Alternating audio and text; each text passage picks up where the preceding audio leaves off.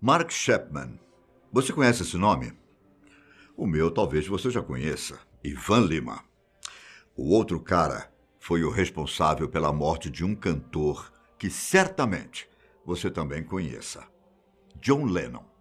Esse mesmo, o dos Beatles.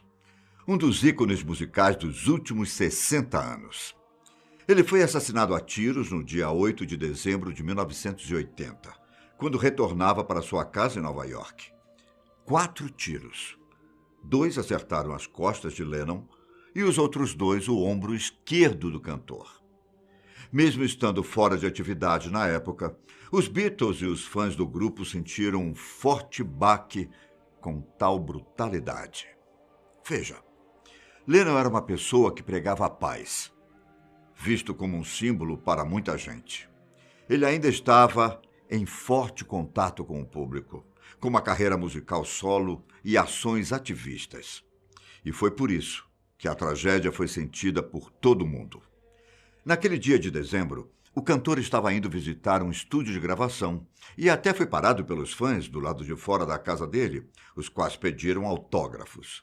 Dentre os fãs estava Mark Chapman, um homem de 25 anos que tinha acabado de sair do emprego de guarda de segurança no Havaí.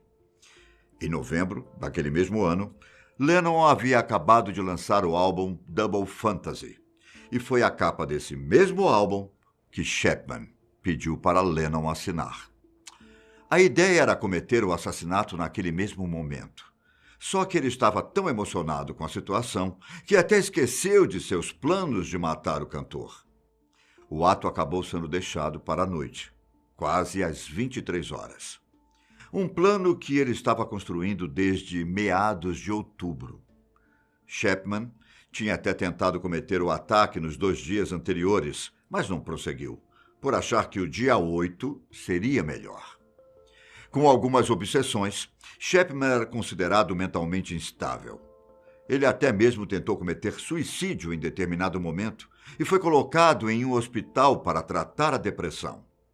Após disparar contra o cantor, ele foi detido pelo porteiro do prédio e não resistiu à prisão. Na verdade, Chapman sentou na calçada e ficou lendo o livro O Apanhador no Campo de Centeio, enquanto aguardava a chegada dos policiais. Inclusive, existe uma teoria da conspiração ligando este mesmo livro a outros assassinatos. Veja até o final que eu te conto. Fato é que Chapman queria se sentir como o protagonista da obra Holden Caulfield. Bom, por mais que ele fosse fã dos Beatles, Chapman se sentiu insultado pelas declarações de Lennon a respeito de Jesus. Eram comentários nos quais ele dizia que os Beatles eram mais famosos que o Messias da fé cristã. Abre aspas. O cristianismo irá embora. Ele desaparecerá e perderá a relevância. Não precisa argumentar sobre isso. Estou certo e o tempo irá provar. Nós somos mais populares do que Jesus neste momento. Não sei qual acabará primeiro, o rock and roll ou o cristianismo. Até que Jesus era legal, só que os seguidores dele eram ignorantes e vulgares. Na época em que foi lançada no Reino Unido, nos anos 60, a declaração não causou tanta polêmica, como quando chegou aos ouvidos dos americanos, através de uma revista para adolescentes. As comunidades cristãs ficaram extremamente ofendidas. LPs foram queimados e até algumas rádios deixaram de tocar músicas da banda. Por meio de uma nota, até mesmo o Vaticano também se pronunciou, reprovando o comentário. Pouco tempo depois, o cantor pediu desculpas e declarou que foi mal interpretado, pois só estava querendo destacar como a popularidade dos Beatles era vista por algumas pessoas. Além daquelas palavras terem incomodado Chapman, ele também pensava que Lennon era uma pessoa hipócrita. Na cabeça dele, não era correto que as produções do cantor fossem sobre igualdade e simplicidade quando ele vivia na luxúria em Nova York. Tomado pela ideia, ele saiu do trabalho e se mudou para Nova York em outubro. Vale lembrar que a esposa de Chapman sabia sobre o plano, mas mesmo assim não chamou a polícia. Além dos momentos em que ele poderia ter cometido o crime e não o fez, ele acabou enfrentando outra dificuldade, já que tinha a arma, mas nada de balas. E foi por isso que o assassinato se tornou possível apenas em dezembro.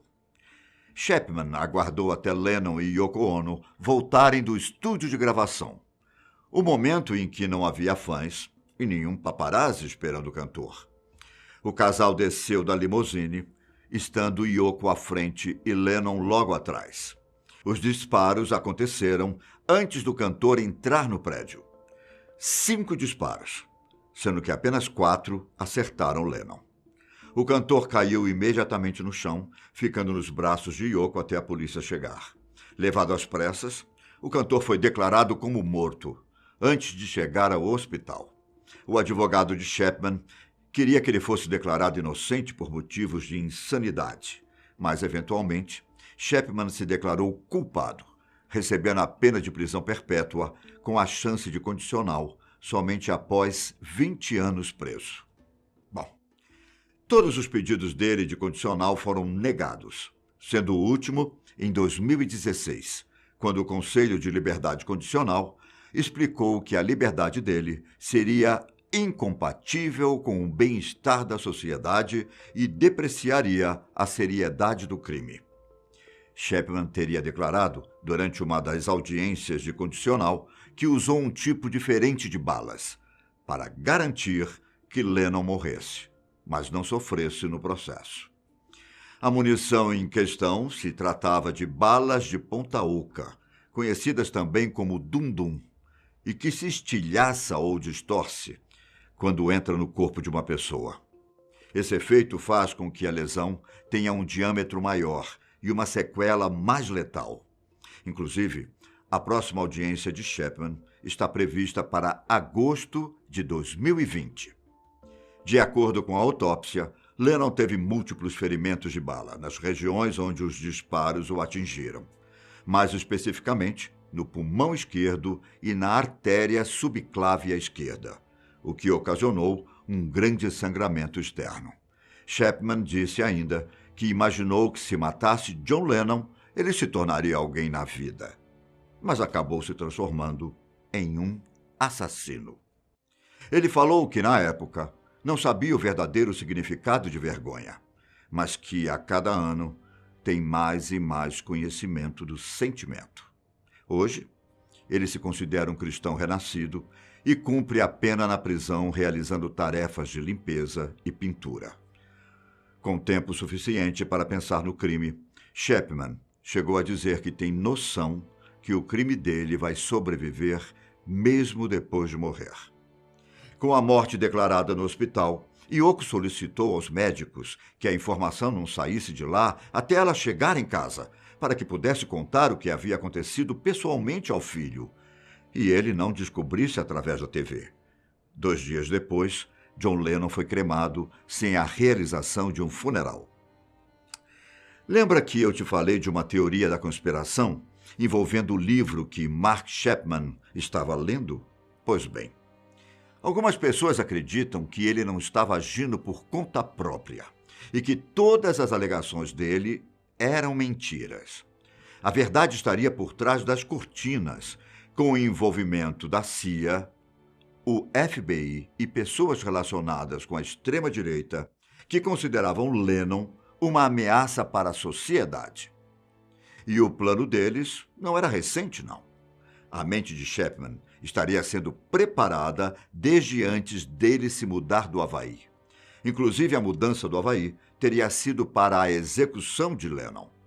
Chapman, na verdade, foi programado, digamos assim, no projeto MK-Ultra, um programa da CIA que visava o controle mental para interrogatórios, torturas e atividades como teria sido as de Chapman.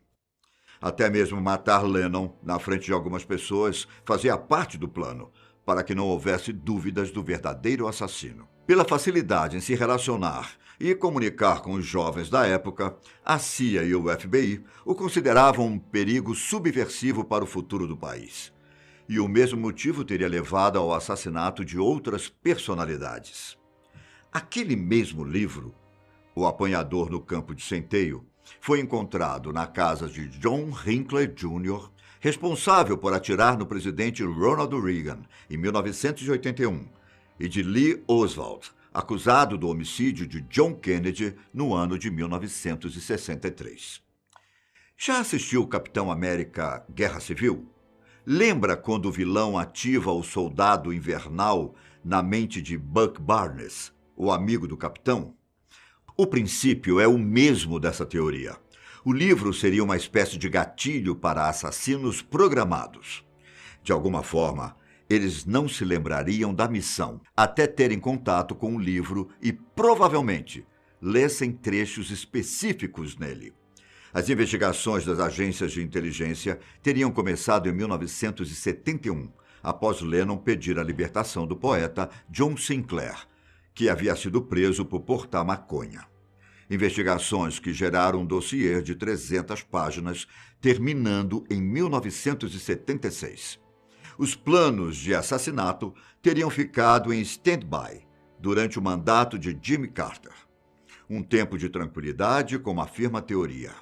O que comprovaria ainda o envolvimento das agências seria o cenário político dos anos seguintes. A época do lançamento do Double Fantasy coincidiu com a eleição de Ronald Reagan. E veja só, o administrador da campanha do republicano era William Casey, que se tornou o novo diretor da CIA em janeiro de 1981. Estariam envolvidos? Em qual versão dos fatos você acredita? Dá um like nesse vídeo, se inscreva no canal e comente aqui embaixo. Um grande abraço.